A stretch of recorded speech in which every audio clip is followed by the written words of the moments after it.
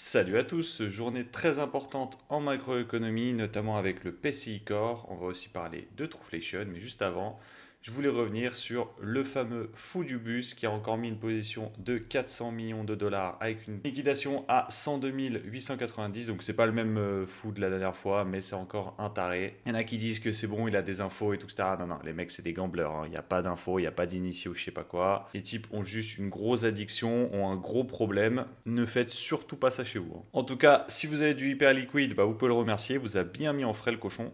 Le gros rendez-vous de la journée, c'est donc bien à 14h30 avec l'IPC Core. Donc ce qui va être intéressant, c'est de regarder bien évidemment l'annuel, mais aussi le mensuel. On va voir après dans l'analyse graphique dans quelle configuration on est et qu'est-ce qu'on peut s'attendre pour aujourd'hui. Juste avant, je voulais revenir sur les droits de douane. Je vous ai expliqué hier que c'était forcément un win-win. Même s'il y a eu juste des promesses de discussions supplémentaires et de se mettre d'accord sur certains trucs, ça permet au marché de refaire un élan haussier. Mais du coup, je vous apprends rien en finance traditionnelle. Les mecs ont dû se hedger et du coup, ils ont pris énormément de positions vendeuses sur les options, notamment pour ce qu'on veut aujourd'hui avec l'IPC Core. C'est pour ça que ce matin, on a eu un léger retracement. Bon, maintenant, parlons de Trueflation ou True Scam. Vous pouvez l'appeler comme vous voulez, mais moi je l'appelle ça comme ça, hein.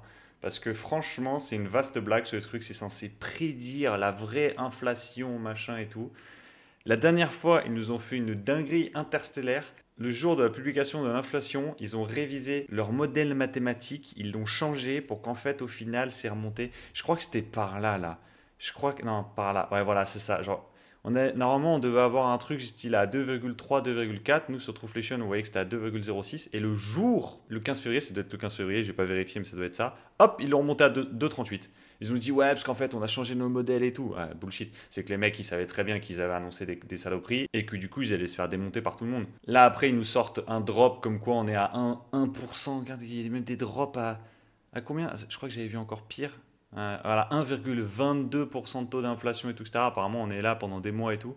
Donc, ne regardez surtout pas ça pour prédire quoi que ce soit sur le trading. Il n'y a pas de martingale, hein. Vous vous doutez bien que si jamais ça c'était vrai, les institutionnels se seraient déjà placés, hein. Bref, voilà. Donc, faites bien gaffe avec le fameux indicateur qui vont vous expliquer la vie ou qui vont vous montrer l'avenir ou je sais pas quoi, ça n'existe pas. Et de ceux qui sont pas d'accord, bah allez-y, hein, mettez all-in, mettez-vous bien et on se revoit à Bora Bora. Du coup, pour l'analyse graphique, je vais commencer par le Bitcoin. Alors, on est toujours dans cette zone que je vous avais dit précédemment. Tac, la petite mèche où il y aurait beaucoup d'ordres à refermer. On peut le voir que ça s'est stabilisé ici. On va aller en une heure voir ce qui se passe. Du coup, ce qui s'est passé, c'est une impulsion pour aller dans la zone.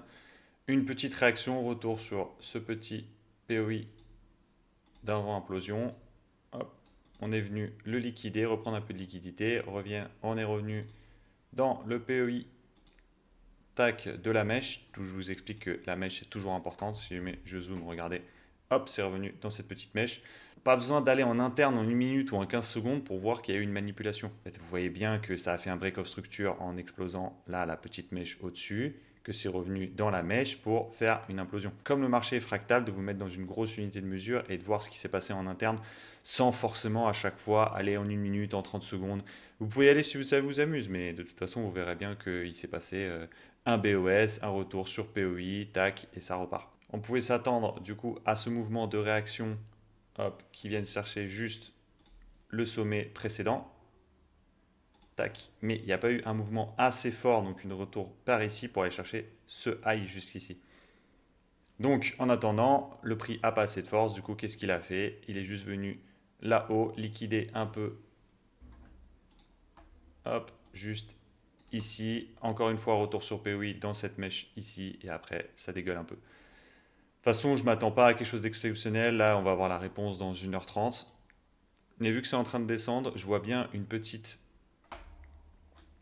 liquidation là en bas, là. Donc, c'est-à-dire une espèce de... Attends, je vais vous le montrer. Hop. Tac. Que ça fasse un petit mouvement fort à la news. Comme ça, tac, que ça réagisse, boum. Et après, on peut aller faire de nouveaux sommets. Et si le PCI pue du cul, bah, ça va être du coup l'inverse. Ça va faire une grosse mèche de liquidation et ensuite ça va gerber en bas. Pour ETH, super intéressant parce qu'en fait, déjà, on a vu qu'il avait énormément de force hier. Je vous avais expliqué qu'il était plus intéressant que BTC. On peut voir que du coup, il y a eu la réaction d'ici qui avait refermé les ordres il y a quelques jours auparavant et que du coup, il n'a eu aucune peine à traverser ça. Je m'attendais à ce qu'il vienne chercher les liquidités. Pourquoi? Parce que je m'attendais à ce qu'il vienne chercher les liquidités au nord et qu'au final il y ait une réaction, que ça liquide un peu, que ça revienne avec la news. Hop, je vais vous montrer. Tac, que ça revienne un peu dans hop, tac, ce POI avant d'aller exploser vers de nouveaux sommets. Hop, comme ceci. Mais là, du coup, ça me fait un peu peur parce que là, il y a énormément de liquidation à aller chercher. Donc c'est sûr qu'il va y aller. Mais le problème, c'est que s'il n'y va pas pour faire, comme je vous ai expliqué, une petite descente ici, revenir sur le PO et monter, ça voudrait sûrement dire qu'il va venir la chercher pendant la news et chercher énormément de contrepartie en plus de la news pour descendre et après faire le mouvement. Donc ça voudrait potentiellement dire un mouvement de fake out pour après revenir et aller liquider un peu plus en dessous vers ici, revenir vers les 2300.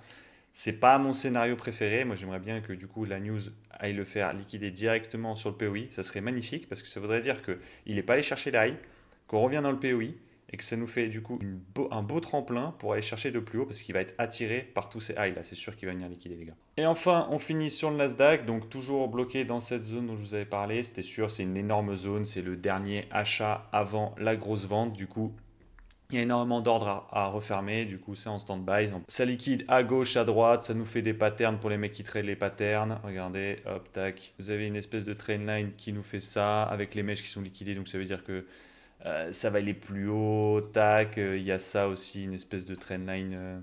Pour moi, c'est juste la smart money qui crée des patterns pour nous baiser la gueule. J'ai plein de gens qui traînent en support résistance basique price action et qui arrivent très très bien. Chacun son système de trading. Mais vous n'allez pas me dire que c'est quand même une grosse coïncidence que le prix ne fasse absolument rien. Nous créer 1 milliard de patterns, je ne vous ai pas dit, mais là il y en a beaucoup plus pour ceux qui tradent les trucs chartistes.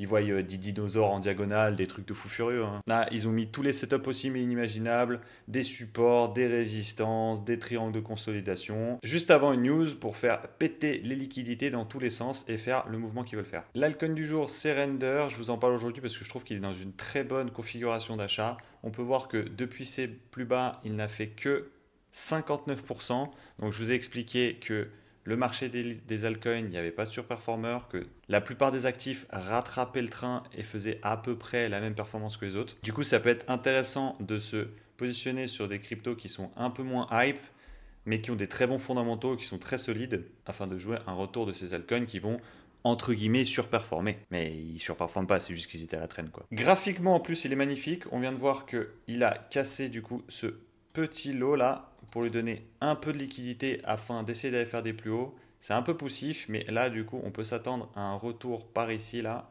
Hop, je vais vous le tracer. Hop, un petit retour juste ici là afin d'aller au moins chercher du coup les sommets, les 5,52 et le POI qui se trouve juste ici au 5,74. N'hésitez pas à me dire en commentaire quel altcoin vous voulez que j'analyse demain. Et sur ce, je vous dis à la prochaine. Tchuss!